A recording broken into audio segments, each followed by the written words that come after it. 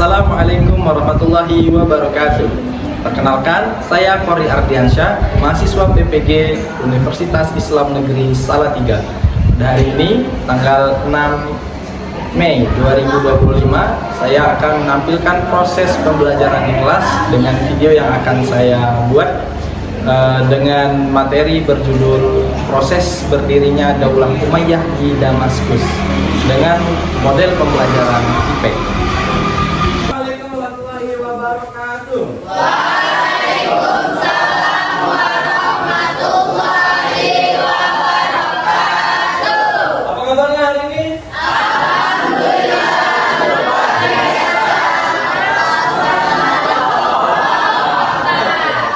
Jadi hari ini kita berjumpa lagi dalam pembelajaran sejarah kebudayaan Islam. Jadi sebagaimana biasanya hari ini kita akan memulai pembelajaran kita sama-sama dengan melafazkan lafaz basmalah. Mari sama-sama kita memulai pelajaran ini dengan melafazkan lafaz basmalah. Bismillahirrahmanirrahim. Kita hari ini akan membahas mengenai proses berdirinya.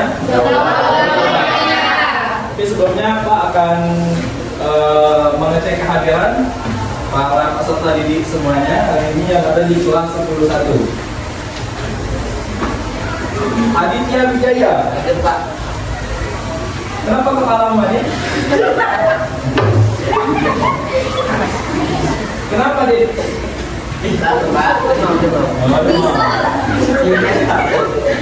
Agung Ramadan. Alvino. Anissa. Arbaina. Akia. Ada Pak. Trio Natifah. Davi Al-Kakim. Desta Al-Farisi. Fadil Rahmat. Faizal Nursul. Ferista Dwi. Hadir. Freddy Saiful. Ada Zezia Putri. Hadir Pak. Laura Purnamadiani. Lutfia. Hadir Pak. Muhammad Akbar. Muhammad Dai.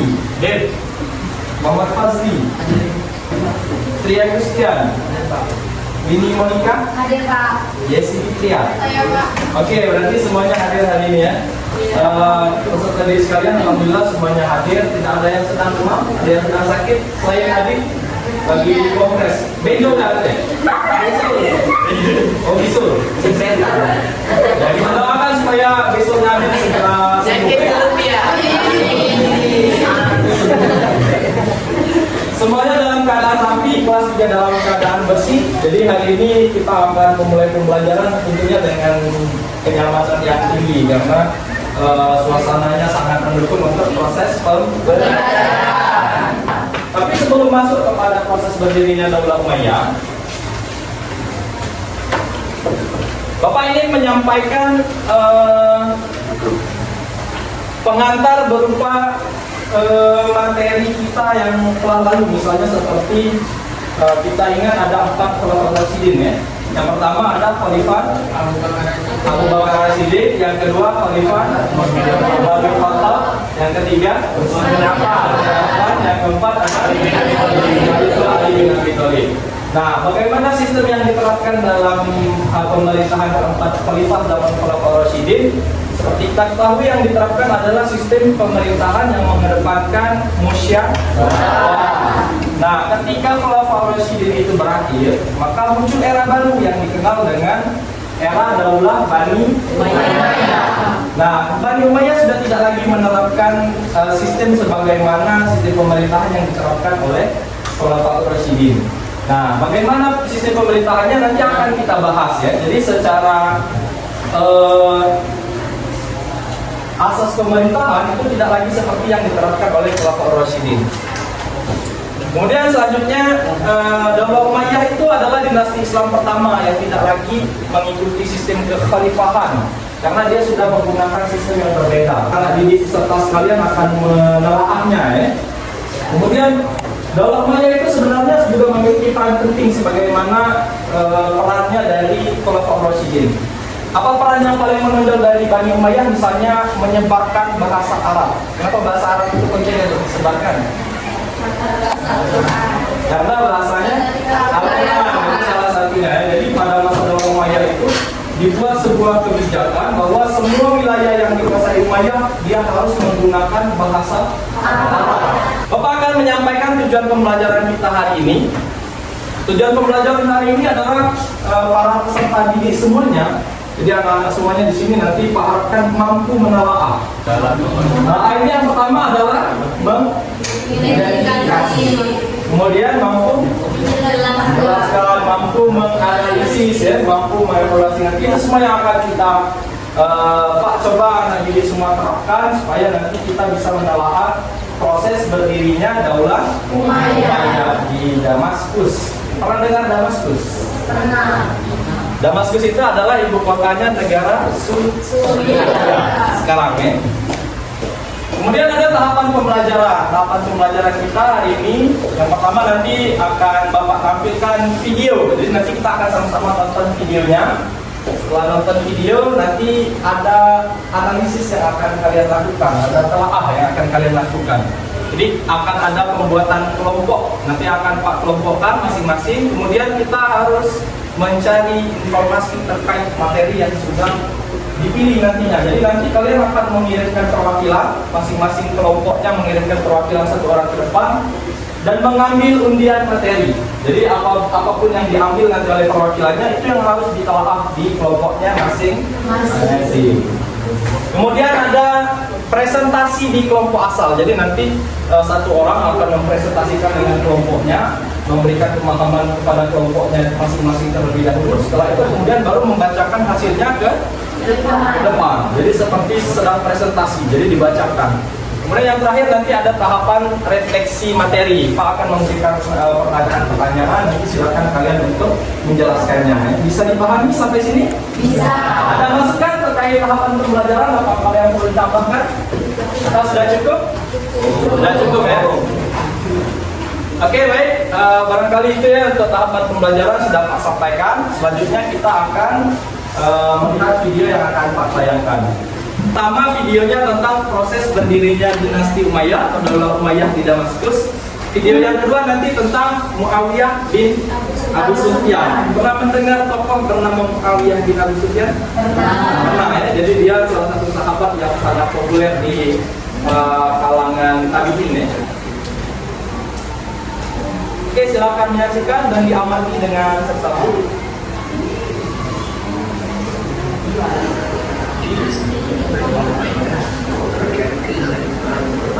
Yang berbeda setelah masa ulama Ar-Rasyidin berdiri dan khalifah pertama dinasti Bani Umayyah adalah Muawiyah bin Abu Sufyan atau Muawiyah I yang jadi berwujud Syam pada masa pemerintahan Umar bin Khattab dan Utsman bin Affan radhiyallahu anhu. Asal usul nama dinasti Bani Islam di namanya. Di awal kepemimpinannya, tepatnya 6 tahun pertama, umat Islam sempat mengalami era makmur dan sejahtera tanpa perpecahan dan perselisihan. Kemudian 6 tahun terakhir, kepemimpinannya, Utsman dikebut nepotisme dan menyalahi aturan kebercobalan. Utsman memerintahkan para baru negara dan memenuhi tuntutan pemberontak yang masih dinilai wajar selama tidak melanggar syariat Islam. Meski fitnah sudah berhasil menghasut rakyat dan melahirkan maraknya gelombang unjuk rasa, ia lebih memilih untuk tetap menghadapinya dengan tenang tanpa kekerasan. Sayangnya, pendekatan penuh kesabaran anak Utsman itu tak mampu membendung cepatnya persebaran fitnah hingga berujung ke akar makar. Telusur demi telusur, ternyata tuduhan itu bermula dari Abdullah bin Sabah, pria keturunan Yahudi yang baru berislam. Ia bahkan menyebarkan narasi adu domba. Ia mengatakan Rasulullah sebenarnya mewasiatkan kepemimpinan Islam kepada Ali Abu Thalib, bukan Utsman bin Affan. Kemudian dibunuh oleh para demonstran yang mengepung rumahnya. Di tengah kekacauan tersebut, Khalifah Ali bin Abi Thalib kemudian dibayarkan menggantikan Utsman bin Affan. Dalam pemerintahannya, Ali bin Abi Thalib berusaha mendinginkan pemberontakan yang telah ada pada masa Utsman dengan cara menarik para amil yang sebelumnya diangkat oleh Utsman menarik para tanah dan memilih untuk menunda kisos kepada pembunuh Utsman. Namun, kebijakan yang diterapkan Ali bin Abi Thalib tidak disepakati beberapa pihak. Muawiyah adalah kerabat dekat dari Utsman bin Affan sendiri untuk menyegerakan keadilan atas pembunuhan Utsman. Muawiyah mendesak Ali agar segera melakukan kisos bagi pembunuh Utsman yang diketahui berlindung di belakang Ali bin Abi Thalib. Sementara Ali beristihad untuk Itu tadi dua video yang sudah kita saksikan sama-sama. Masing-masing kelompok silakan kirimkan satu orang perwakilan untuk sama-sama nanti kita ambil undian materi. Oke, silakan kirimkan satu orang untuk mengambil materi. Silakan. Satu kelompok dua.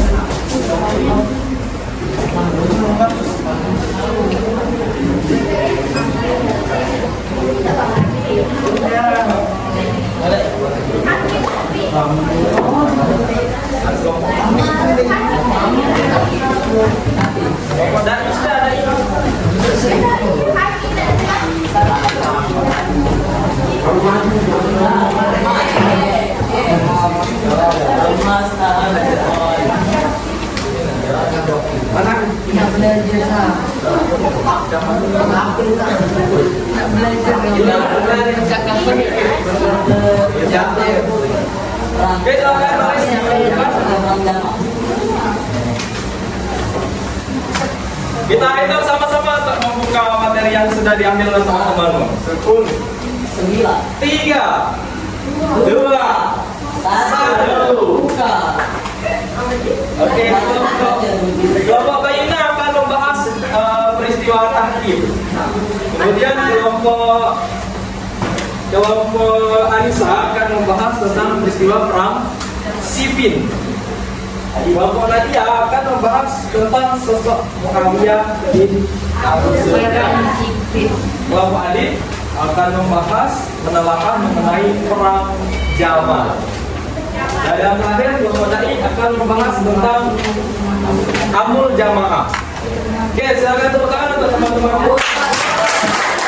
Silakan kembali ke kelompoknya masing-masing, nanti lembar kerjanya akan distribusikan.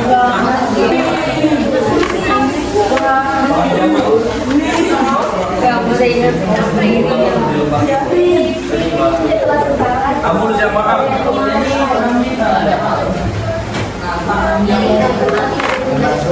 Tahkim tadi tahkim. Siffin. Itu yang perlu diuraikan. Boleh gunakan nanti perangkat tikungnya untuk klik, misalnya cari data tambahan, tandanya data di misalnya belum lengkap ya. Silakan nanti kalau ada yang perlu ditanyakan lagi, nanti silakan angkat tangannya, nanti Pak akan tunggu di sini.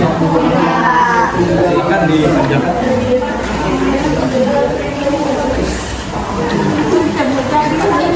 Ada yang perlu ditanyakan? Anissa, bahas apa tadi? Perang Siffin. Ya, sudah pernah dengar perang Siffin? Belum? Sudah. Apa perang Siffin itu?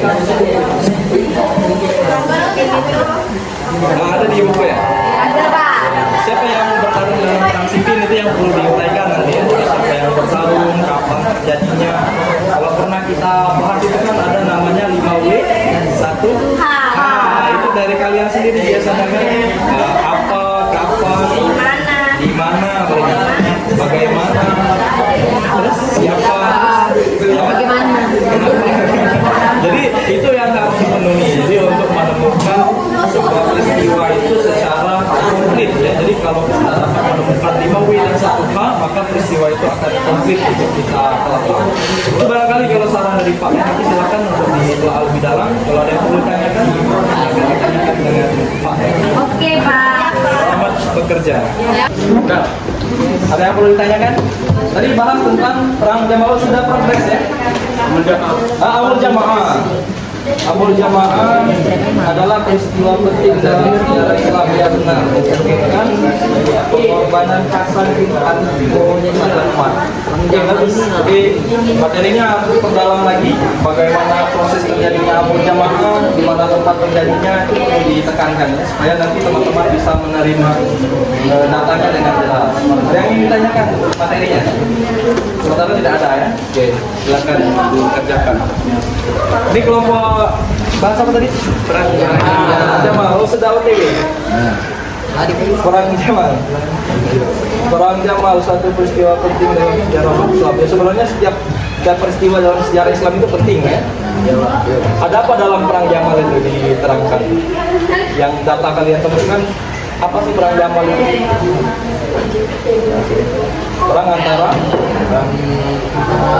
istri Nabi pasukan yang berpihak kepada Ali bin Abi Thalib dan pasukan yang berpihak kepada Aisyah. Jadi itu barangkali perlu dikembangkan nanti kenapa bisa terjadi peperangan itu, apa sebabnya, bagaimana proses terjadinya, di mana tempatnya, itu yang perlu dikembangkan ya. Ada yang mau ditanyakan? Tidak ada ya? Jadi kalau ada yang perlu ditanyakan, silakan tanyakan. Asal jangan mempertanyakan kepalanya Adit ya. Kelompok 1 tadi bahas tentang tahkim. Tahkim itu peristiwa yang terjadi dalam salah satu proses berdirinya Daulah Umayyah. Sudah ada apa itu tahkim? Itu berang dari hasil perundingan antara dari pihak Ali dan pihak Muawiyah. Nah, kenapa tiba-tiba ada perundingan itu? Efek dari perang ya, perang sipil yang tadi dibahas oleh kelompok lain. Ini nanti diuraikan bagaimana proses tahkim itu terjadi, siapa saja pihak yang ada di dalamnya, kalau bisa menemukan tempatnya di mana mungkin ya. Karena itu salah satu peristiwa penting dalam proses berdirinya Daulah Umayyah. Kira-kira apa beda tahkim dengan hakim? Mendingan kalau hakim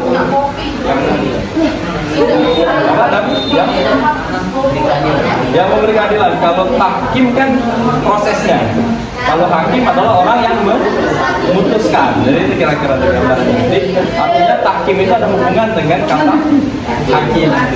Silakan dilanjutkan proses diskusi kelompoknya. Teman-teman, ini kan tadi kita telah simbang apa itu tahkim. Di sini tahkim adalah peristiwa dalam sejarah Islam saat kelompok muslim yang bertikai. Nah, di sini tadi dua orang kelompok yang bertikai, yaitu pasukan Ali dan pasukan Muawiyah. Pertempuran singkat terjadi pada tahun 650 Masehi antara Ali bin Abi Thalib yang merupakan khalifah keempat dan Mullah bin Abi Sufyan, khalifah yang berkuasa pada tahun 661 sampai 600. Muawiyah adalah khalifah yang menjadikan Umayyah sebagai dinasti di Khalifahan. Muawiyah merupakan khalifah pertama dari Bani Umayyah yang berasal dari garis Sufyani. Sebutan untuk keturunan Abu Sufyan.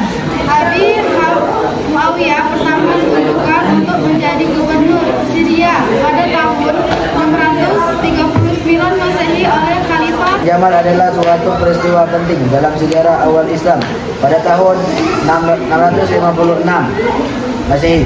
Perang ini juga dikenal sebagai Perang Unta karena Aisyah istri Nabi Muhammad SAW memimpin pasukan dari atas seekor unta yang menjadi pusat perhatian selama pertempuran.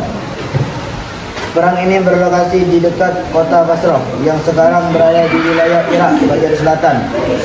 Latar belakang Perang Jamal, pembunuhan Utsman, khalifah ketiga, dibunuh oleh sekelompok berontak karena tuduhan nepotisme dan ketidakpuasan terhadap pemerintahannya. Pembunuhan ini menimbulkan kekacauan dan kemarahan di kalangan umat Islam. Pertempuran ini terjadi antara pasukan yang berpihak kepada Ali bin Abi Thalib dengan pasukan yang berpihak kepada Aisyah yang meminta keadilan atas terbunuhnya Khalifah Utsman bin Affan. Hasil dari perang ini, kemenangan berada di pihak Ali, namun dengan luka besar bagi umat Islam karena sesama muslim saling berperang. Perang ini juga dikenal sebagai Perang Unta karena Aisyah, istri Nabi Muhammad SAW, memimpin pasukan dari atas seekor unta. 650 Masehi atau 37 Hijriah antara Ali bin Abi Thalib yang merupakan khalifah keempat dari Khulafaur Rasyidin melawan Muawiyah bin dan Muawiyah bin Abu Sufyan sepakat untuk menyelesaikan perselisihan mereka lewat jalan damai, yaitu dengan mengangkat dua penengah atau hakim. Dari pihak Ali bin Abi Thalib mengangkat Abu Musa al-Ash'ari sebagai juru runding, sedangkan pihak Muawiyah bin Abu Sufyan mengutus Amr bin al-As sebagai juru runding. Abu Musa al-Ash'ari ini sebagai gubernur Kufah dan Amr bin al-As sebagai gubernur dari kota Mesir. Hasil dari perundingan ini, Abu Musa dan Amr bin al-As sepakat untuk menurunkan dua kepimpinan dari sistem yang bersifat plural menjadi sistem dinasti. Dan ada juga isi kesepakatan.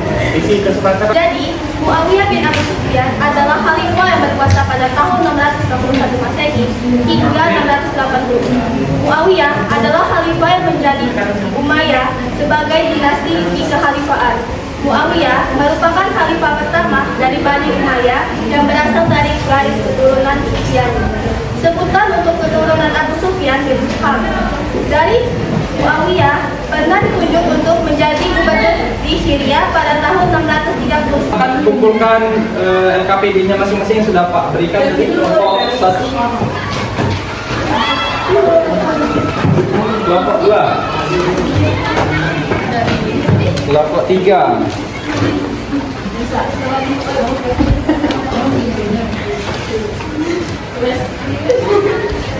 Oke, good job. Jadi sudah dikumpulkan masing-masing LKPD-nya. Mungkin memberikan sebuah pertanyaan refleksi hari ini. Ada yang bisa menyampaikan jadi bagaimana proses berdirinya Daulah Umayyah secara detail? Ada ya? Assalamualaikum warahmatullahi wabarakatuh. Waalaikumsalam warahmatullahi wabarakatuh.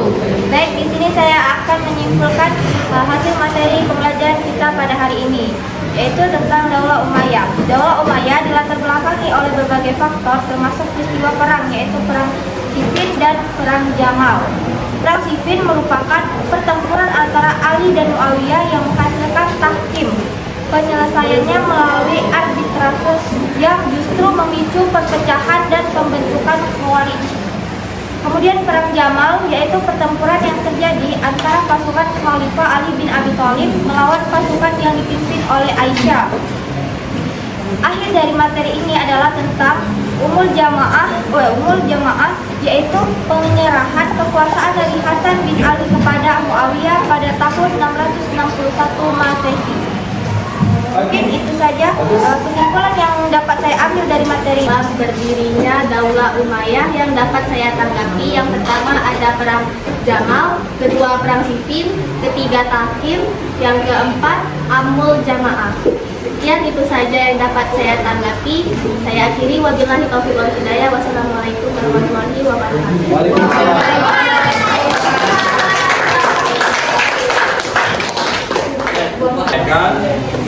Sampai sini apakah ada yang ingin bertanya? Ya, silakan Agung. Apa yang ingin ditanyakan? Dalam pendirian Daulah Umayyah kan itu ada perang. Nah, di perang tersebut ada tahkim, yaitu sebuah perundingan untuk menyelesaikan sebuah masalah. Tapi mengapa di dalam cerita tersebut tahkim itu malah membuat masalah, menambah?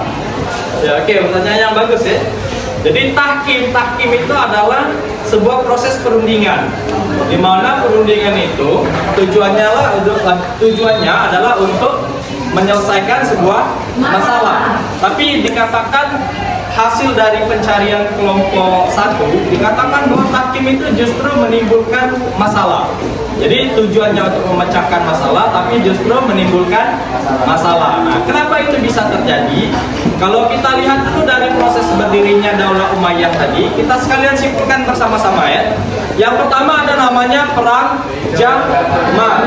Perang Jamal itu adalah peperangan yang terjadi antara Khalifah Ali melawan Aisyah.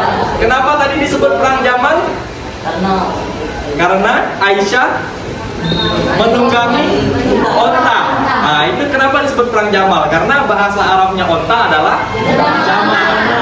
Nah, itu jadi peristiwa itu dimenangkan oleh pihak Khalifah Ali.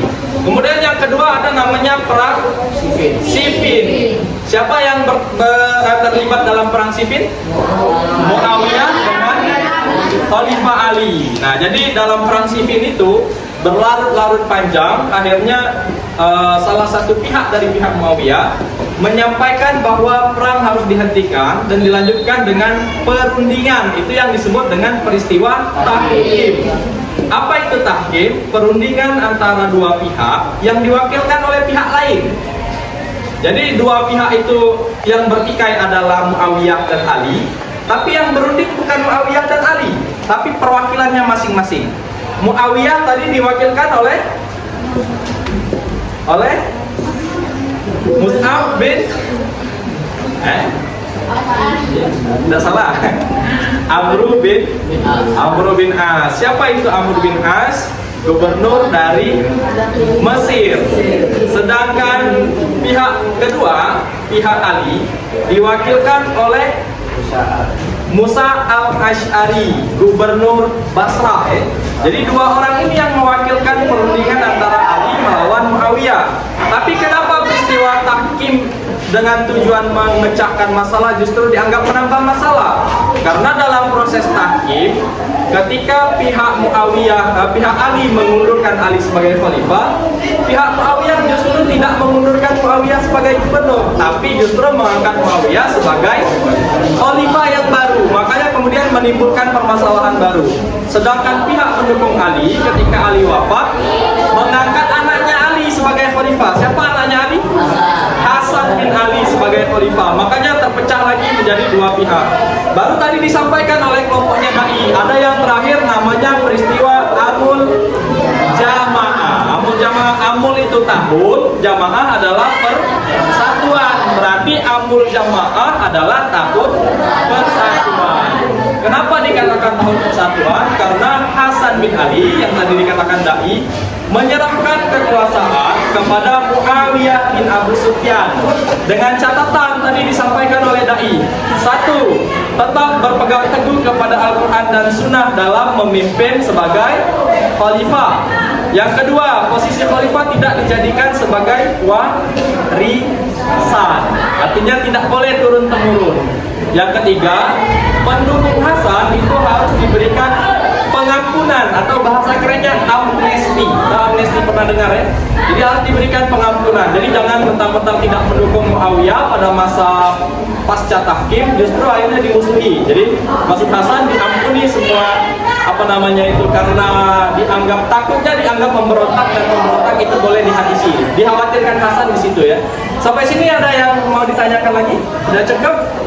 Cukup ya, oke, kita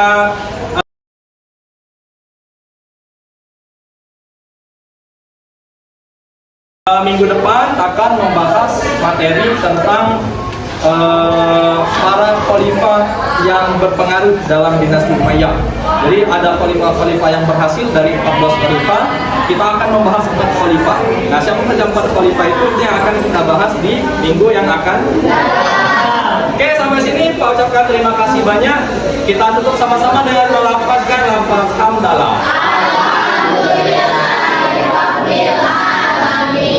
Ma'anaja ila liqa. Assalamualaikum warahmatullahi wabarakatuh.